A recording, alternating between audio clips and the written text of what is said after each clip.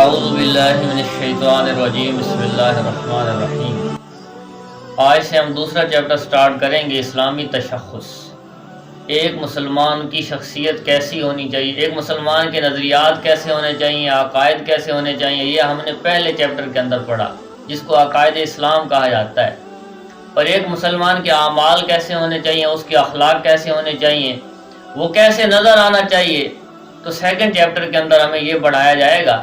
سب سے پہلے دوسرے چیپٹر کے اندر ارکان اسلام کا بیان ہے، اسلام کے 5 بنیادی ارکان۔ اس کے بعد اخلاقیات کا بیان ہے کہ مسلمان کے اندر کون سی پاکیزہ صفات ہونی چاہیے۔ ایک مسلمان کو اللہ اور اس کے رسول کے ساتھ سچی محبت ہونی چاہیے، اور وہ اللہ کے حقوق بھی ادا کرے اور اللہ کے بندوں کے حقوق بھی ادا کرے، والدین کے حقوق، رشتہ داروں کے حقوق، پڑوسیوں کے حقوق، دوستوں کے حقوق، اساتذہ کے حقوق ادا کرے، اور اس کے ساتھ ساتھ اس کے اندر سچائی ہو، دیانتداری ہو اور وفاداری ہو، وعدے کو پورا کرنا ہو، اور ان پاکیزہ صفات کو اپنے اندر اپنائے۔ اور پھر جو اخلاق رذیلہ ہیں، بری صفات ہیں، تکبر ہے، حسد ہے، غیبت ہے، چغلی ہے، جھوٹ ہے، ان بری صفات کو اپنے اندر سے نکالے، تو یہ ایک سچا اور مخلص مسلمان ہے۔ تو اس چیپٹر کے اندر ہم ان تمام صفات کے بارے میں پڑھیں گے۔ آج ہمارا پہلا ٹاپک جو ہے ارکان اسلام سے متعلق ہے، تو آج ہم اس میں ارکان اسلام کا تعارف پڑھیں گے، اس کے بعد کلمہ شہادت اور پھر نماز کے حوالے سے بات چیت کریں گے۔ تو سب سے پہلے ارکان اسلام ہے۔ ارکان رکن کی جمع ہے۔ رکن کا لغوی معنی ستون، بنیاد، اصل یا جڑ ہے۔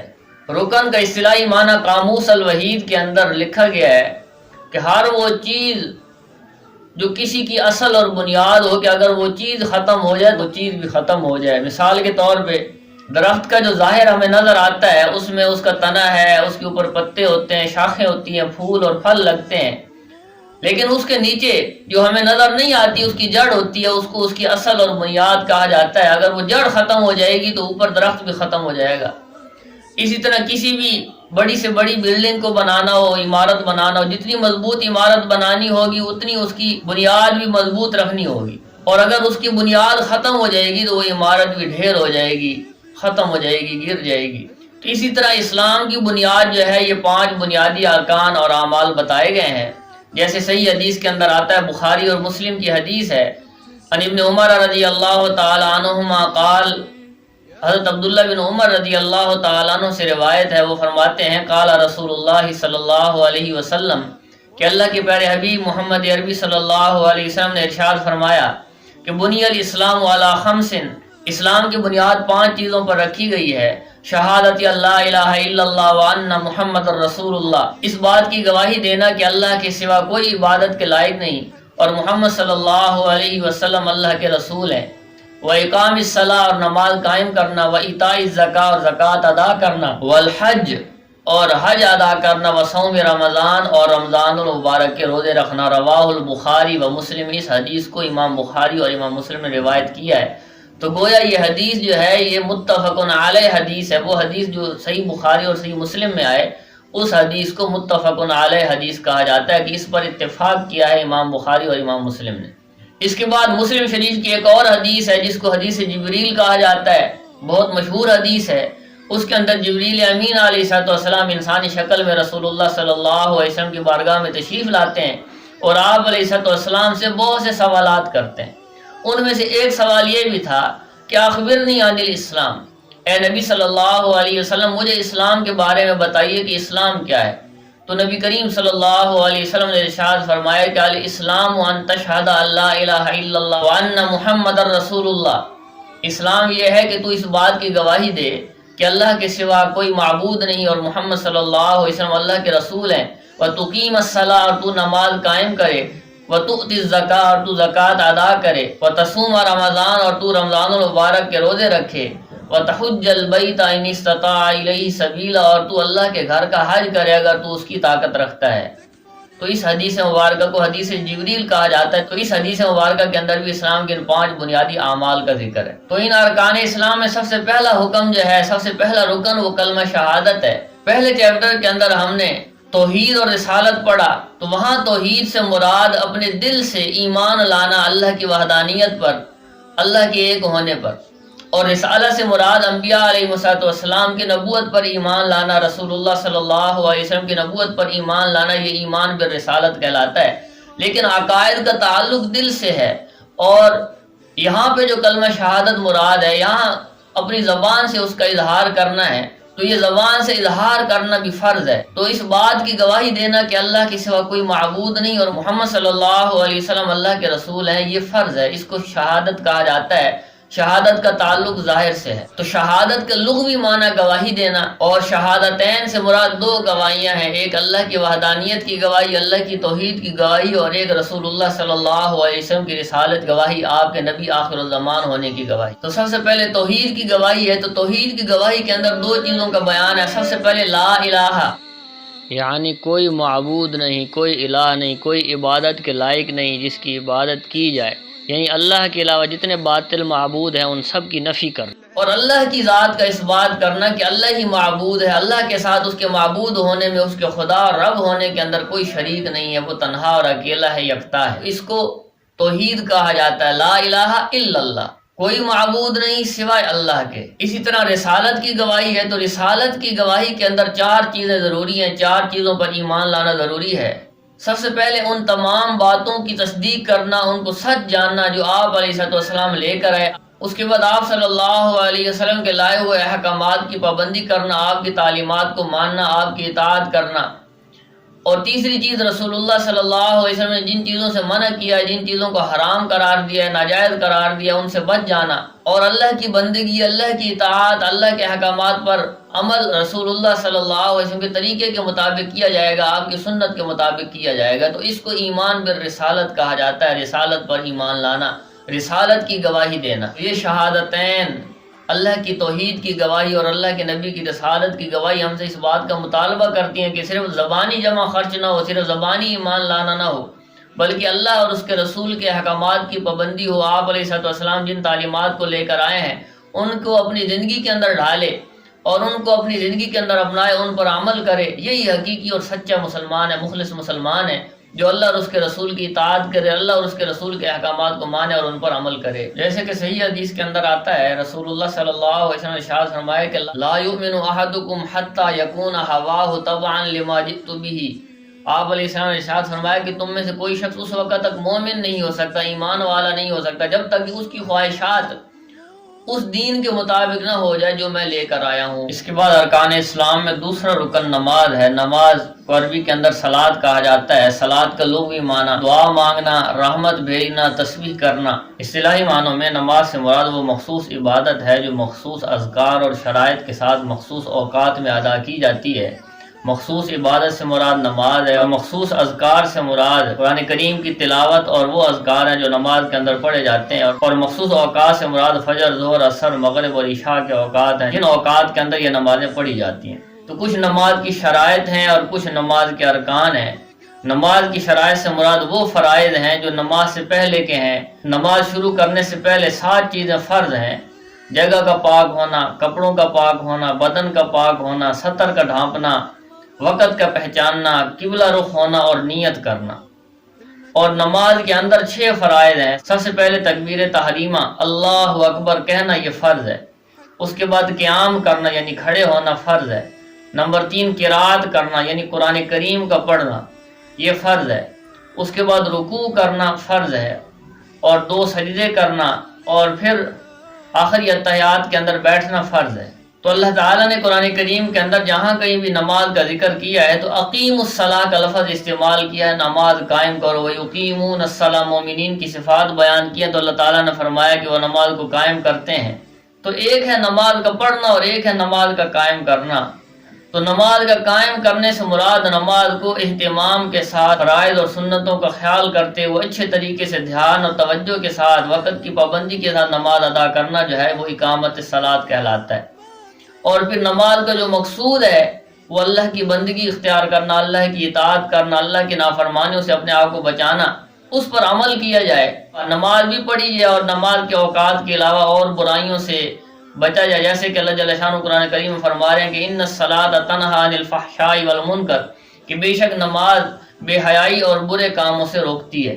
تو ایک آدمی نماز پڑھتا ہے لیکن بے حیائی کے کام نہیں چھوڑتا، برے کام نہیں چھوڑتا، تو یہ اس کی نماز بے جان اور بے روح ہے کہ اس کی نماز نے اسے برائی سے نہیں روکا۔ اگرچہ اس کا فریضہ ادا ہو گیا، لیکن جاندار نمازیں وہ ہیں، بہترین نمازیں وہ ہیں کہ جب آدمی نماز پڑھے برے کام بھی چھوڑ دے، گناہ کے کام بھی چھوڑ دے۔ صحیح روایات کے مطابق مکہ مکرمہ کے اندر نماز کے فرض ہونے کا حکم آیا ہے، لیکن نماز کی فرضیت کے سال اور تاریخ میں اختلاف ہے۔ دو روایتیں مشہور ہیں۔ ایک روایت 10 نبوی کی ہے کہ سن 10 نبوی میں نبی کریم صلی اللہ علیہ وسلم معراج پر تشریف لے گئے، اللہ تعالیٰ نے معراج پر یہ تحفہ عطا کیا اور یہ حکم عطا کیا۔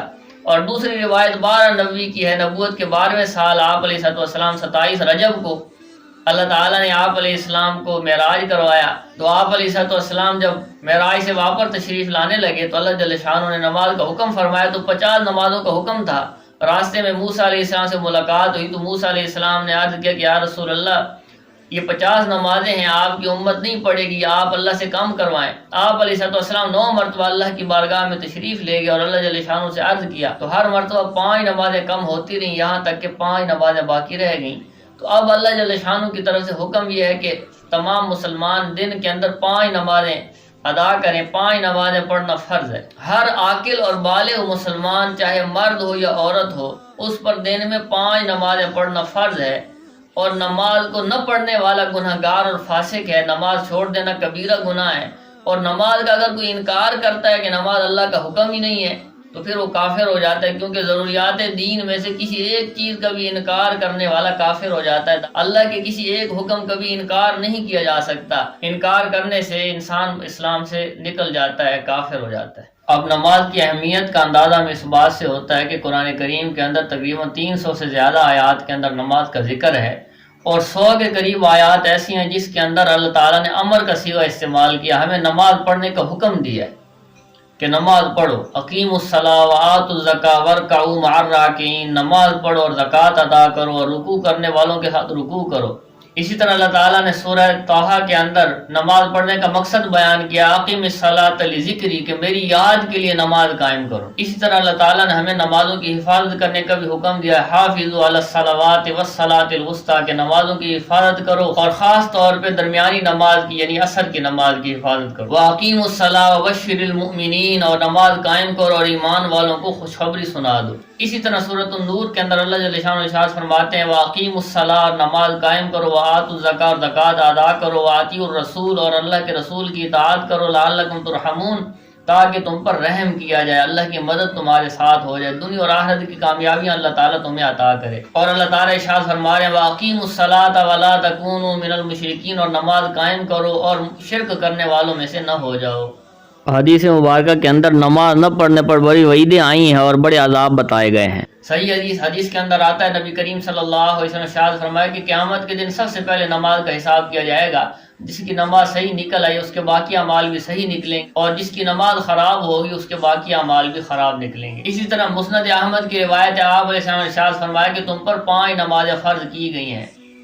اور ارکان اسلام والی حدیث مبارکہ کے اندر آتا ہے، اسلام کی بنیاد 5 چیزوں پر رکھی گئی ہے، اس میں دوسری چیز نماز ہے۔ اسی طرح حدیث مبارکہ کے اندر آتا ہے کہ نبی کریم صلی اللہ علیہ وسلم سے پوچھا گیا کہ یا رسول اللہ بہترین عمل کیا ہے؟ آپ علیہ السلام نے ارشاد فرمایا کہ سب سے بہترین عمل اول وقت نماز پڑھنا ہے۔ اسی طرح حدیث مبارکہ کے اندر آتا ہے کہ اذا احدکم صلی، جب تم میں سے کوئی آدمی نماز پڑھتا ہے، یناجی ربہ، تو وہ اپنے رب سے مناجات کرتا ہے، وہ اپنے رب سے چپ کے باتیں کرتا ہے۔ تو نماز پڑھنا اپنے رب کے ساتھ باتیں کرنا ہے، اللہ کے ساتھ باتیں کرنا۔ اسی طرح حدیث مبارکہ کے اندر آتا ہے کہ دین میں نماز کا درجہ ایسے ہے جیسے کہ بدن کے اندر سر کا درجہ ہے، جیسے کوئی انسان بغیر سر کے زندہ نہیں رہ سکتا، اسی طرح دین بھی نماز کے بغیر باقی نہیں رہ سکتا۔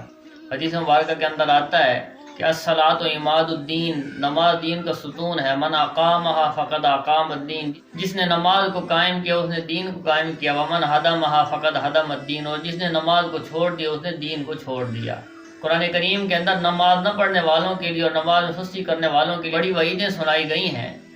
سورۃ الماعون کے اندر اللہ جل شانہ فرما رہے ہیں، فویل للمصلین، بس بڑی خرابی ہے نمازیوں کے لیے، ہلاکت ہے نمازیوں کے لیے، ویل ہے نمازیوں کے لیے، الذین هم عن صلاتهم ساہون، جو اپنی نمازوں کے اندر سستی کرنے والے ہیں۔ اس آیت مبارکہ کے اندر نماز میں سستی کرنے والوں کو ویل کی وعید سنائی گئی ہے، اور ویل کا لفظی معنی ہلاکت اور بربادی کا بھی آتا ہے۔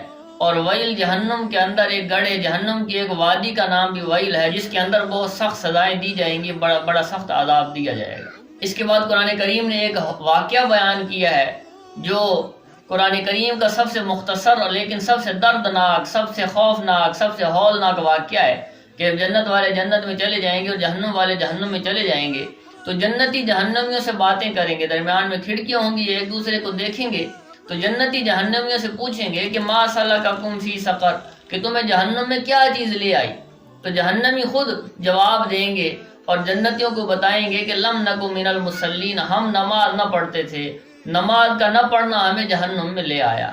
اسی طرح نماز نہ پڑھنا اور نماز میں سستی کرنا یہ نفاق کی بھی نشانی بتائی گئی ہے۔ منافقین کے بارے میں اللہ جل شانہ فرما رہے ہیں وَإِذَا قَامُوا إِلَى الصَّلَاةِ قَامُوا كُسَالَىٰ يُرَاءُونَ النَّاسَ، کہ جب وہ نماز کے لیے کھڑے ہوتے ہیں تو سستی کے ساتھ کھڑے ہوتے ہیں، صرف لوگوں کو دکھانے کے لیے کھڑے ہوتے ہیں۔ اسی طرح حدیث مبارکہ کے اندر آتا ہے بین الرجل و بین الکفر ترک الصلاۃ، کہ آدمی اور کفر کے درمیان نماز چھوڑنے کا فرق ہے۔ جامع الترمذی کے اندر جو صحیح ستہ کی بڑی معتبر کتاب ہے، حدیث مبارکہ ہے کہ جس نے جان بوجھ کے نماز چھوڑی اس نے کفر کیا۔ اسی طرح حدیث مبارکہ کے اندر آتا ہے کہ جس کی ایک نماز بھی فوت ہوگی وہ ایسا ہے جیسے اس گھر کے لوگ اور مال و دولت سب چھین لیا گیا ہو۔ جس کی ایک نماز بھی فوت ہوگی وہ ایسا ہے جیسے اس کے گھر کے لوگ اور مال و دولت سب چھین لیا گیا اور وہ اکیلا کھڑا رہ گیا، سب کچھ اس کا لٹ گیا اور وہ اکیلا کھڑا رہ گیا۔ ایک نماز چھوڑنے کا اتنا نقصان ہے، مسلمان کو ایک نماز چھوڑنے کا اتنا افسوس ہونا چاہیے جتنا کہ سب گھر بار، کاروبار اور مال و دولت چھین جانے کا ہوتا ہے۔ اسی طرح حدیث مبارکہ کے اندر آتا ہے کہ جو شخص بلا کسی عذر کے، بغیر کسی مجبوری کے دو نمازوں کو ایک وقت کے اندر اکٹھا کر کے پڑھے وہ کبیرہ گناہوں کے دروازوں میں سے ایک دروازے میں داخل ہو گیا۔ یعنی نماز میں سستی نہیں کرنی چاہیے، دو نمازوں کو اکٹھا نہیں پڑھنا چاہیے بلکہ ہر نماز کو اس کے وقت پر پڑھنا چاہیے تاکہ نماز جو ہے وہ قضا نہ ہو اور دو وقتوں کے اندر ایک نماز پڑھنے کا گناہ نہ ہو۔ تو اللہ جل شانہ مجھے، آپ کو، تمام ہمارے اسٹوڈنٹس کو 5 وقت کا نمازی بنائے اور اپنے احکامات کو رسول اللہ صلی اللہ علیہ وسلم کی سنتوں کو مطابق پورا کرنے والا بنائے اور دونوں جہانوں کی کامیابی عطا فرمائے۔ آج کا ہمارا لیکچر یہیں تک تھا۔ اس میں سے کوئی بات آپ لوگوں کو سمجھ میں نہ آئی ہو تو بذریعہ میسج آپ لوگ پوچھ سکتے ہیں۔